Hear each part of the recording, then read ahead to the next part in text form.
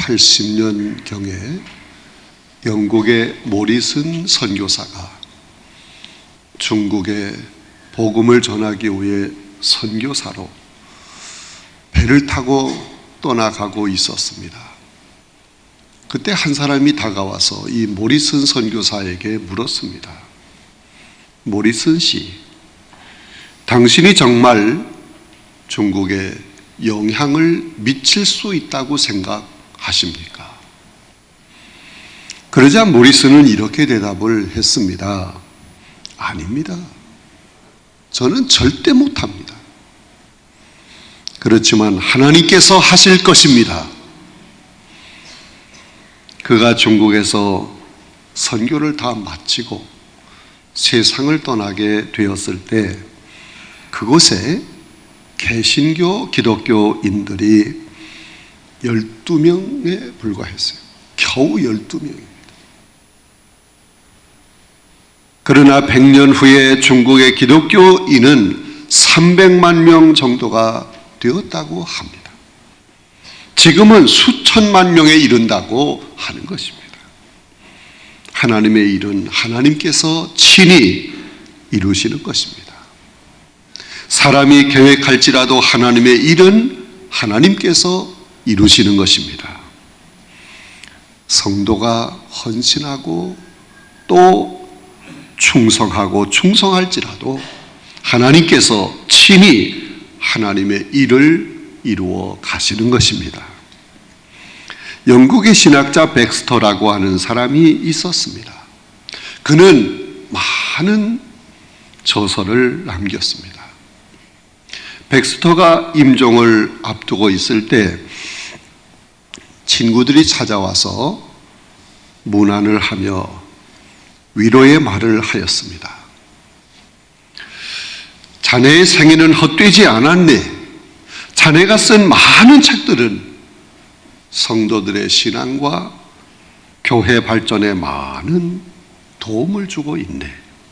자네는 참 훌륭한 일을 많이 했어. 그러자 백스터가 말을 합니다. 내가 한 일은 아무것도 없어. 나는 하나님 손에 들려진 연필이었을 뿐이네. 모두 하나님께서 하신 일일세. 여러분, 하나님의 일은 하나님이 하십니다. 디도서는 사도 바울이 기록한 목회 서신입니다. 디도서 1장에 보면 직분자 특히 장로의 자격과 거짓 교사들에 대한 경고의 말씀이 있고 2장에는 성도의 건전한 생활을 이야기하고 있습니다. 그런데 본문 말씀은 하나님의 은혜를 몇 가지로 말씀하고 있는 것입니다.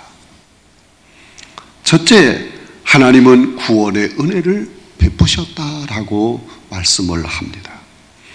11절에 보면 모든 사람에게 구원을 주시는 하나님의 은혜가 나타나 라고 말씀하고 있습니다. 구원은 하나님의 은혜라는 것입니다. 여러분, 요한복음 11장에 보면 예수께서 죽은 나사로를 살리시는 기적적인 그 사건이 기록되어 있습니다. 죽은 나사로는 스스로 아무것도 할 수 없었습니다. 예수님께서 그를 살려주셨기 때문에 나사로가 다시 산 것입니다. 죄와 허물로 죽은 인간은 스스로 구원받을 수 없습니다. 하나님의 은혜로만이 구원을 받을 수 있습니다. 에베소서 2장 8절에 너희는 그 은혜에 의하여 믿음으로 말미암아 구원을 받았으니 이것은 너희에게서 난 것이 아니요 하나님의 선물이라고 하였습니다. 구원은 하나님의 선물이며 은혜인 것입니다. 하나님께서 거저 주시는 선물이 바로 구원이라는 말씀인 것입니다. 그렇다고 해서 이 구원은 싸구려 구원이 절대로 아닙니다.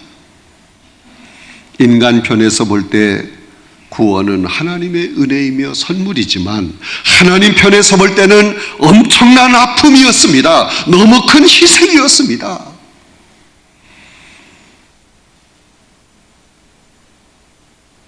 독생자 예수님을 이 땅에 보내주시고 십자가에 못 박아 희생시켜 주셨습니다.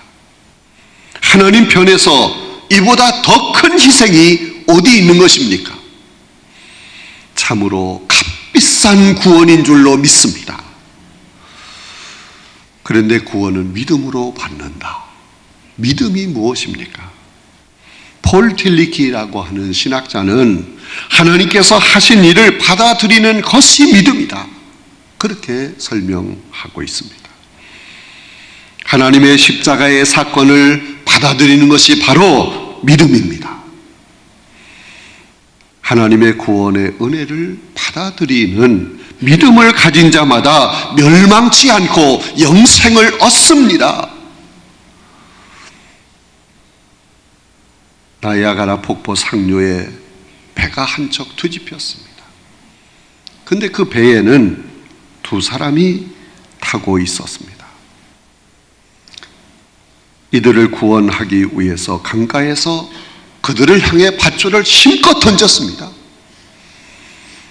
바로 그때 한 사람은 밧줄을 붙잡았습니다. 그래서 급류에 떠내려가다가 살게 되었습니다. 그러나 다른 한 사람은 밧줄을 붙잡지 않고 그때 마침 떠내려오는 큰 통나무 하나를 붙잡았습니다. 밧줄보다는 큰 통나무가 더 믿음직스러웠습니다. 그런데 그 통나무를 붙잡은 사람은 아무리 살아나기 위해 발버둥을 쳤지만 그 통나무와 함께 나이아가라 폭포 아래로 떨어져 흔적도 없이 사라지고 말았습니다. 그 나무가 크기는 했지만 안전해 보이기는 했지만 아무 소용이 없었습니다. 인간의 공로나 노력이 좋아 보이지만 그것이 구원을 받게 하지는 못하는 것입니다. 구원의 밧줄을 붙잡아야 합니다. 하나님의 손에 연결된 은혜의 밧줄, 이 구원의 밧줄을 붙드는 그 믿음이 있을 때 구원을 받는 것입니다. 두 번째, 하나님은 양육의 은혜를 주셨다라고 말씀하고 있습니다. 양육의 은혜.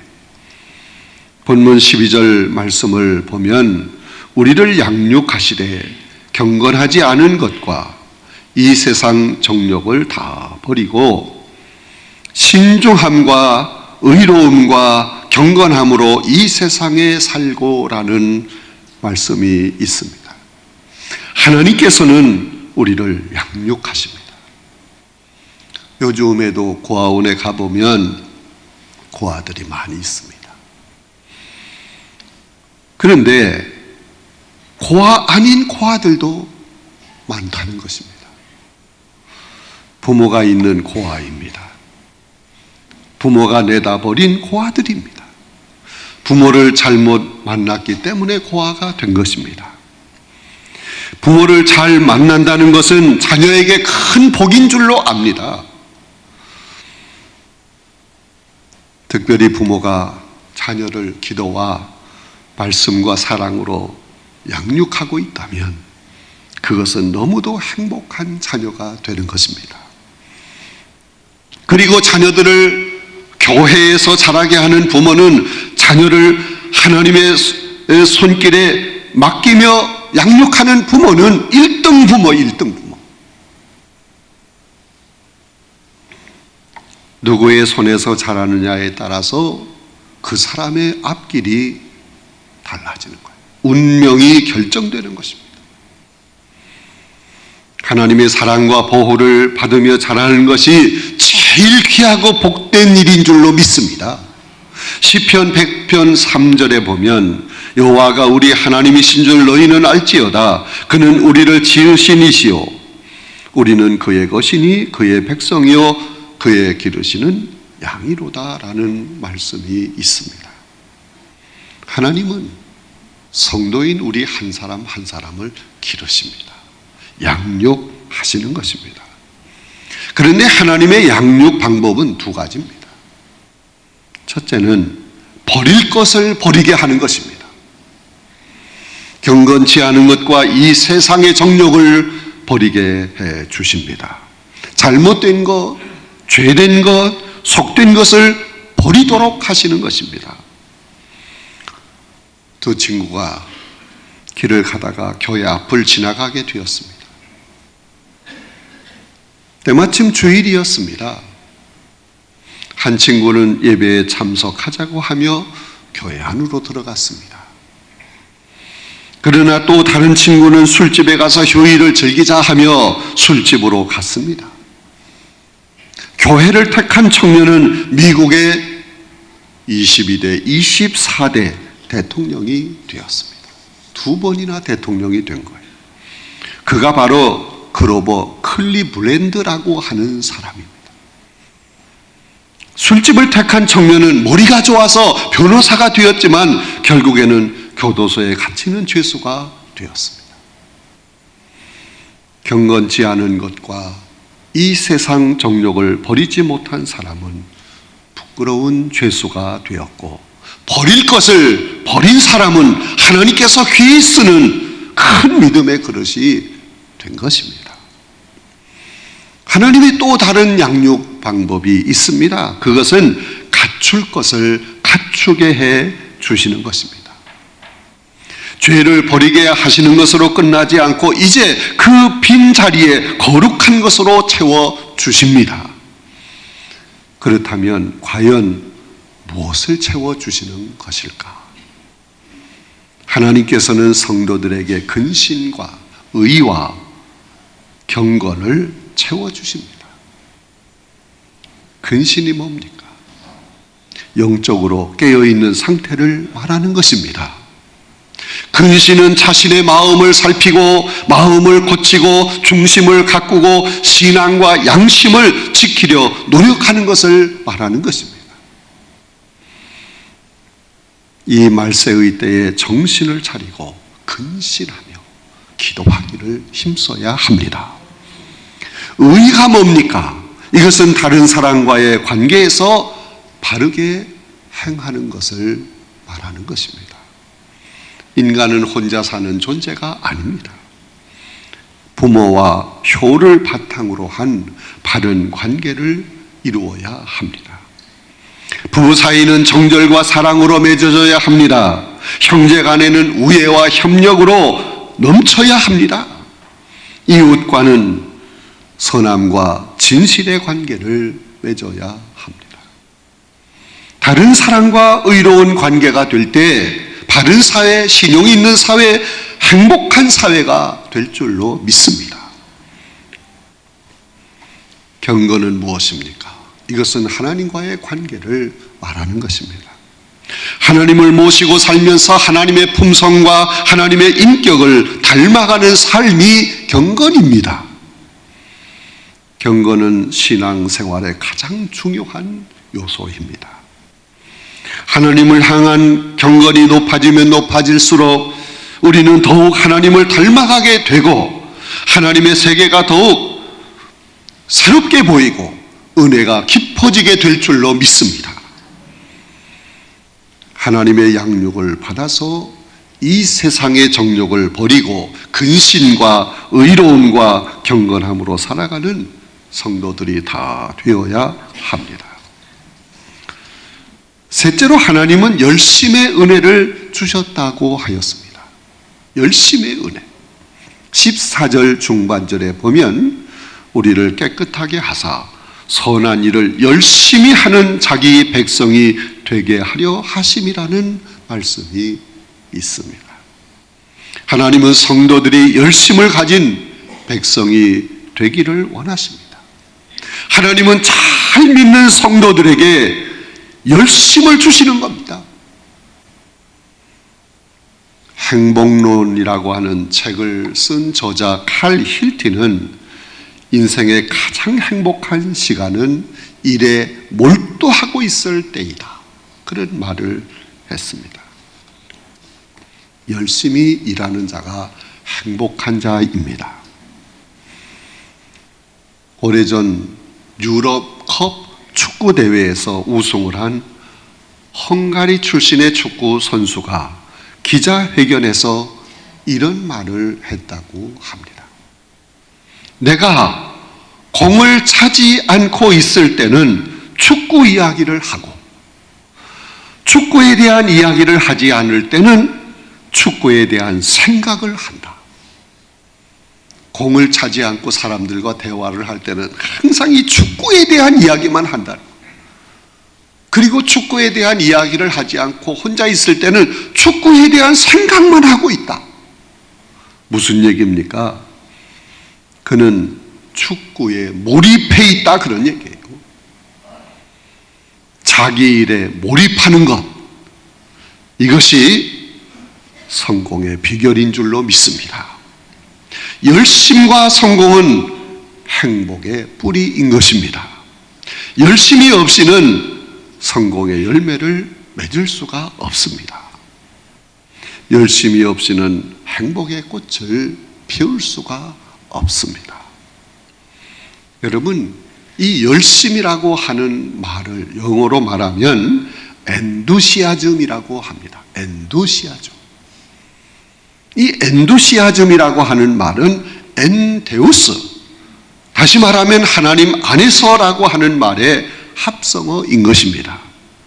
하나님 안에 있는 자가 열심을 갖게 된다는 얘기입니다. 여러분, 이사야 선지자나 에레미야 선지자 보세요. 늘 하나님 안에, 엔데우스, 하나님 안에서 살았습니다.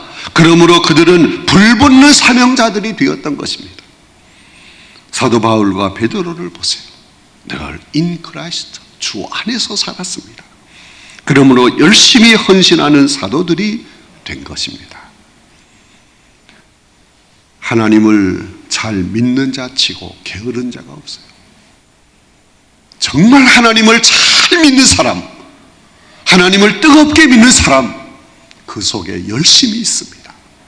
불이 붙어 있습니다. 하나님을 잘 섬기는 자는 모두 열심의 은혜를 받는 것입니다. 열심히 기도하고, 열심히 예배드리기를 힘쓰고, 열심히 봉사하고, 열심히 주의 일을 감당하는 것입니다. 여러분 잘 아는 오래전에 지존파 일당이 처형되었다는 소식을 들었을 때 생각했습니다. 그들이 처했던 불우한 처지를 동정을 하면서도 그래도 그들이 저질렀던 그 끔찍한 악행을 생각할 때 소름이 끼치는 거예요. 사람을 죽이고 살점을 뜯어서 구워먹고, 이게 사람이 할 짓입니까?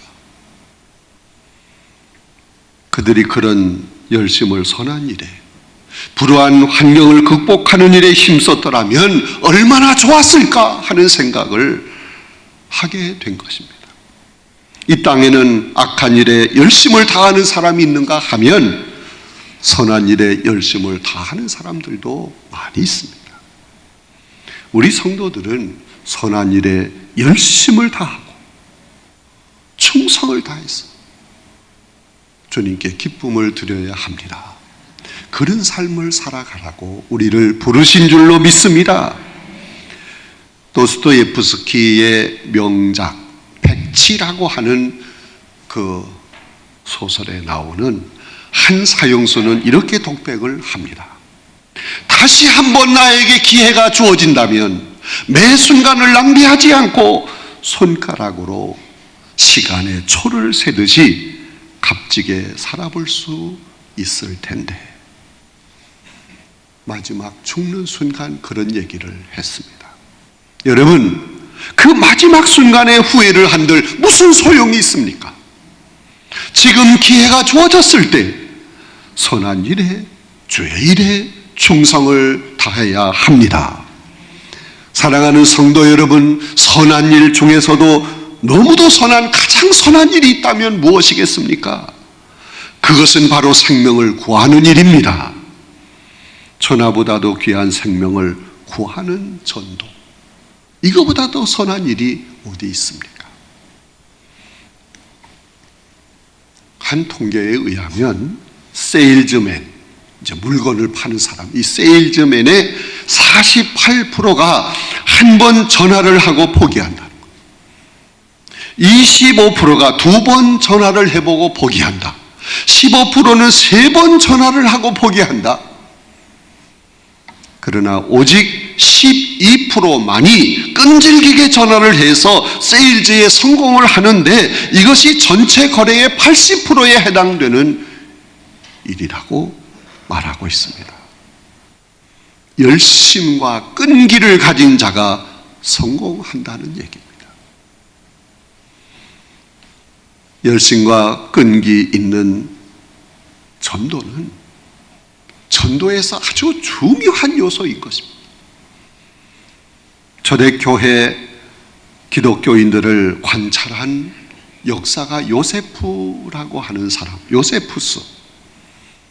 초대교회 성도들을 관찰을 해보고 그가 결론적으로 말한 것이 있습니다.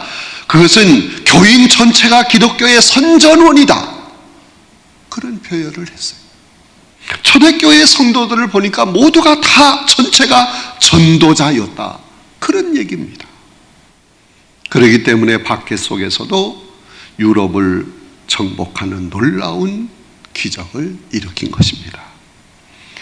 우리 모두 선한 일에 열심을 쏟아내야 합니다. 생명을 구하는 전도에 전심전력을 다해야 합니다. 우리 모두가 복음의 선전원이 되어야 합니다. 이거보다 더 중요한 것은 없습니다. 다니엘 12장 3절 하반절에 보면 많은 사람을 옳은 대로 돌아오게 하는 자는 별과 같이 영원토록 빛나리라는 말씀이 있습니다. 우리는 우리에게 주어진 사명, 가장 막중한 사명, 한 생명 한 생명을 구원하는 일에 열심을 쏟아내야 합니다. 하나님은 우리에게 은혜 주시기를 기뻐하십니다.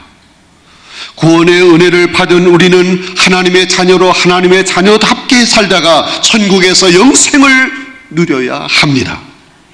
양육의 은혜를 받아서 죄를 버리고 근심과 의와 경건한 사람이 되어서 우리 주님을 기쁘게 해드리고 주님 영광을 드러내며 살아야 합니다. 열심의 은혜를 받아서 선한 일, 전도하는 일에 많은 열매를 맺어 하늘의 상급을 쌓아가야 합니다. 하나님은 여러분에게 은혜를 주시되 풍성한 은혜를 주십니다.